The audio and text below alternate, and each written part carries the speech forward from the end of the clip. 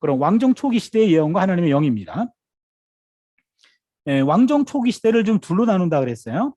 초기 이스라엘에 관한 문헌을 보면 하나님은 특별한 사람들에게 하나님의 영을 내리곤 했다. 이러한 현상은 두 가지죠. 하나는 사사 시대의 카리스마적인 지도자들이고, 두 번째는 왕정 초기 시대의 황홀경 예언, 두 가지입니다. 그래서 사사 시대의 카리스마적인 지도자들 중에서 대사사에게 임했죠. 대사사. 그 내용이고요. 우리는 왕정 초기 시대 본문에서 한 개인이나 한 집단이 하나님의 영에 의해 황홀경의 상태에 몰입하는 경우를 먼저 보게 되면 사무엘상 10장에 보면은요. 그 후에 내가 하나님의 산에 이르리니 그곳에는 블레셋 사람들의 영문이 있느니라. 내가 그리로 와서 그 성읍으로 들어갈 때에 선지자의 무리가 산당에서부터 비파와 서구와 저와 소금을 앞세우고 예언하며 내려오는 것을 만날 것이요. 여기서요. 여기 예언하며라는 말이요. 요게 미트나베임이에요. 여러분 예언하다 그래가지고 다 정상적인 예언이 아니에요. 여기 예언이 나바 동사의 히트 파일형이에요. 그러면은 정상적인 문서 예언자들의 예언 활동이 아니에요. 좀 이따 다시 설명할게요. 여기서도 내게는 야훼의 루아흐가 크게 임하리니 그들과 함께 예언을 하고, 이것도 왜 히트나 베타 해가지고 나바 동사의 히트 파일형이에요. 그러면 조금 다른 의미인데 보세요. 그러면은 여기서 주목해야 할 점은 개역 성경에 예언하다라는 말이 세 번 모두 나바 동사의 히트 파일형입니다. 강제 제기형인데 이때 의미는 미친 것 같이 행동하다예요. 예언자로 말하다라는 의미로 후대에 쓰이는 부분도 있긴 합니다만, 여기에서는 전자의 의미로 황홀 상태에서 왜 행동하며 외치는 것을 말합니다. 그래서 하나님의 영이 사울에게 임하자 일시적으로 황홀 상태, 그 황홀 예언 상태에 빠진 겁니다. 이런 현상은 여러분 그 열왕기상 18장 한번 볼까요? 열왕기상 18장 29절 한번 읽어주세요. 이같이 하여 정오가 지났고 그들이 미친 듯이 떠들어 저녁 소재 드릴 때까지 이르렀으나 아무 소리도 없고 응답하는 자나 돌아보는 자가 아무도 없더라. 아멘.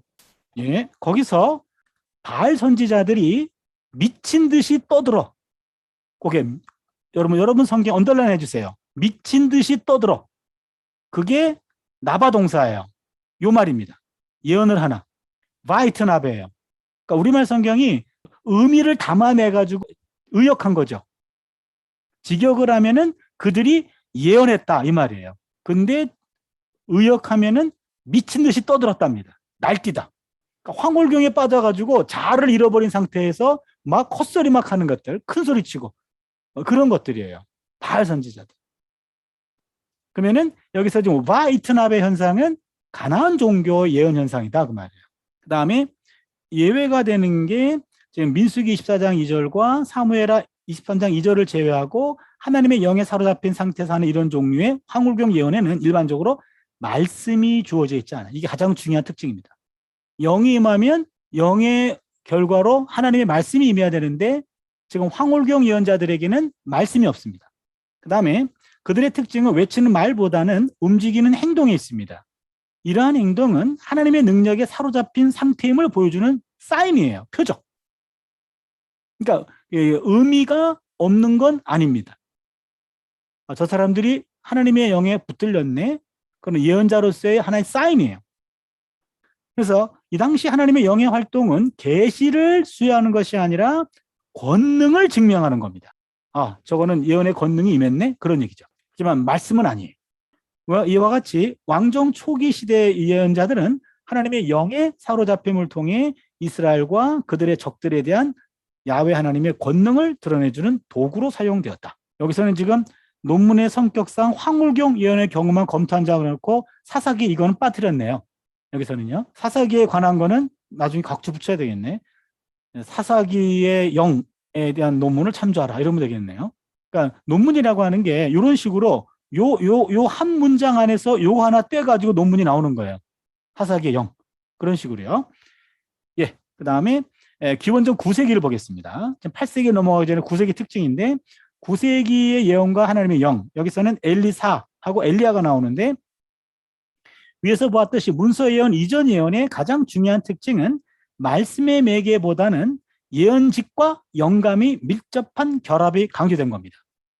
그냥 영감이 임하면 예언자예요.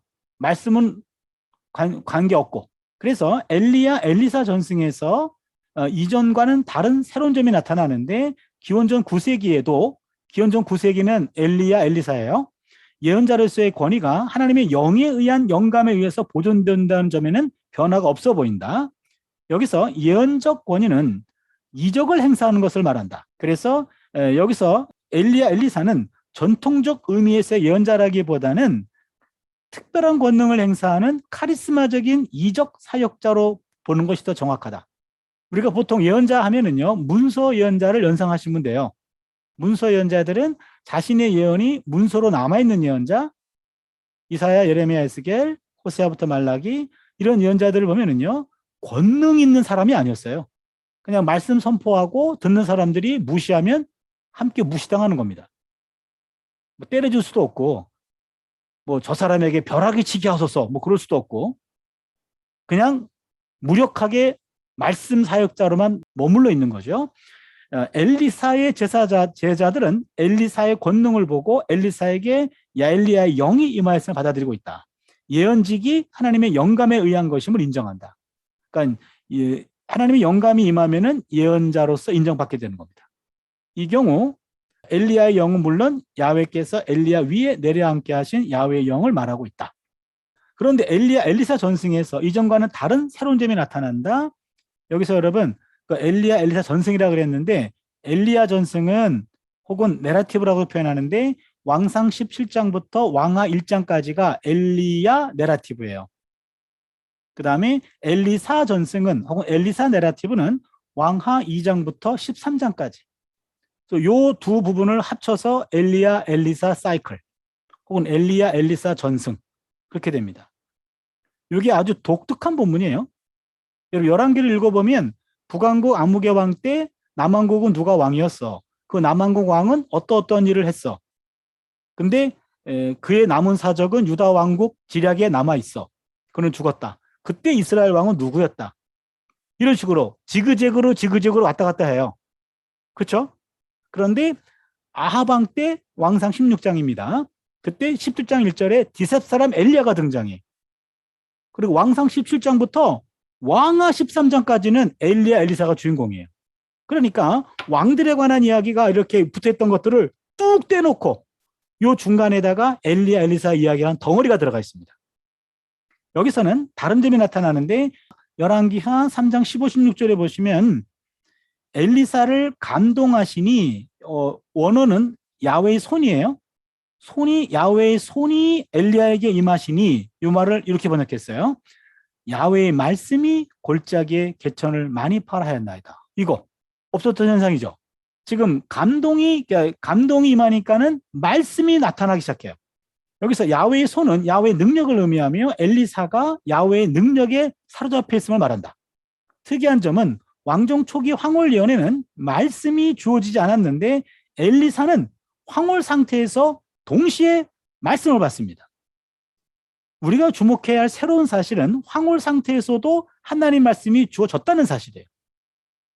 이 점에 황홀 상태를 유발했던 야훼의 영 혹은 하나님의 영 대신에 야훼의 손이라는 표현이 쓰인 점도 주목해 볼 만합니다. 이것은 예언자의 권위가 왕정 초기 시대에 강조되었던 하나님의 영이 약화되고 문서 시대에 강조가 부각되는 하나님의 말씀 쪽으로 무게중심이 옮겨가는 과도기 현상으로 볼 수 있지 않을까? 지금 무슨 말이냐면 영이 손으로 바뀌었다 이 말입니다. 됐죠? 하나의 과도기적인 현상으로. 그랬다가 다시 이제 영이 나오기 시작합니다. 에스겔서에 가가지고 엘리야를 보겠습니다. 이러한 강조점의 변화가 엘리야 경우에도 나타나는데 열왕기상 19장 11, 12절에 보면은 하나님의 영이 루악이 바위를 부수나 루악 가운데 야훼가 계시지 아니하였고 지진 가운데도 야훼가 계시지 아니하였고 불 가운데도 야훼가 계시지 아니하였다. 여러분 성경에다가 바람, 지진 동그라미, 불 동그라미 이렇게 해주세요. 여러분 성경에다가. 그런데 세미한 소리가 있다. 여러분 세미한 소리는 이 하팍슬레고메논이에요. 하팍스 레고메논이라는 말은 구약 성경 전체에서 한 번만 나오는 단어를 가리킬 때 하팍스 레고메논이라고 그래요. 하나 기억해 주세요. 이거 라틴어입니다. 그러니까 알면은 아무것도 아닌데 모르면은 자존감이 뚝 떨어져. 이 원어로 보면 침묵의 소리예요.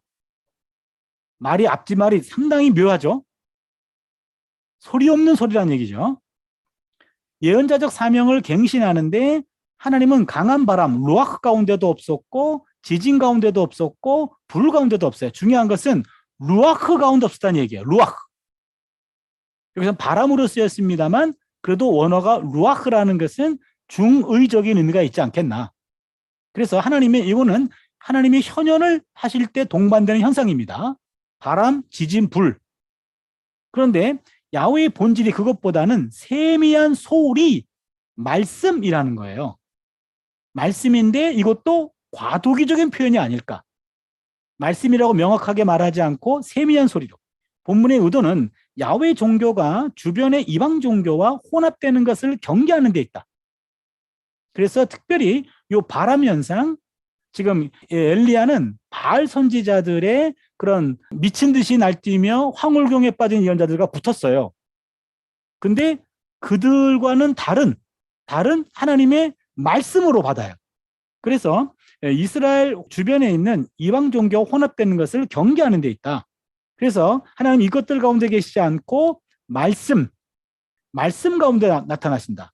예언자적 사명을 새롭게 하는 자리에서 예언자의 권위가 강한 능력으로 나타나는 하나님의 영보다는 조용히 들려오는 하나님의 말씀과 결부되고 있다. 지금 무게중심이 말씀 쪽으로 이렇게 근접하고 있는 게 보입니까? 9세기에서. 그렇죠? 10세기는 바알 선지자였어요. 9세기는 엘리야, 엘리사에 와가지고 이제는 뭔가 조금 과도기적인, 이렇게 말씀으로 넘어가는, 영에서 말씀으로, 영이 손으로 대치되고 엘리야는 루아흐 가운데 임하는 것이 아니라 세미한 소리로 들렸다. 그러면서 요란한 영체험이 아니라 아주 정적인, 정적인, 동적인 영이 아니라 정적인 말씀으로 옮겨가고 있는 게 보입니다. 미가야입니다. 미가야에 와가지고는요, 상당히 재밌는 내용인데, 미가야와 아합의 400명의 선자들과 대결하는 본문인데, 하나님이 속이기 위해서 속이는 영을 보내기도 합니다. 상당히 이해하기 어려운 부분이 나왔어요. 한 루악이 나와서 거기서는 거짓말하는 루악이 되어 선지자 입에 두었다. 거짓말하는 루악을 왕이 이 모든 선지자 입에 넣으셨고 야훼께서 왕에 대하여 화를 말씀하셨느니라. 루악이 거짓된 것으로도 쓰이고 있어요. 그러니까 지금 루악의 의미가 상당히 지금 격화되고 있어요. 그래서 최소한 이곳 400명의 예언자들이 의도적으로 거짓 예언자가 된 것은 아닌데 하나님께서 그들의 이 말을 통제하고 계시기 때문이다. 이들은 아합을 유혹하여 길라스에 있는 라모스로 올라가서 죽게 되도록 만드시려는 하나님의 계획을 실행하기 위해서 선택된 도구였다. 하나님이 보내시는 거짓말하는 영의 영향으로 본의 아니게 거짓 예언을 할 수도 있다는 점을 주목할 필요가 있다. 또 미가야는 하나님의 영에 호소하지 않지만 아합의 400명 예언자들의 대표작격인 시드기야는 야훼의 영에 호소하고 있어요. 오히려 미혹된 거짓 예언자들이 야훼의 영을 호소하고 참 예언자들은 영에 호소하지 않아요. 이와는 달리 미가야는 하나님의 말씀에 호소합니다. 미가야가 가로되 야훼의 사심을 두고 맹세하노니 야훼께서 내게 말씀하시는 것 곧 그것을 내게 말하리라. 여기서 예언자의 권위가 참 권위가 거짓 영이 될 수도 있는 하나님의 영보다는 하나님의 말씀이라는 사실이 부각되고 있죠. 그게 지금 변화돼 가고 있는 게 지금 느껴집니까?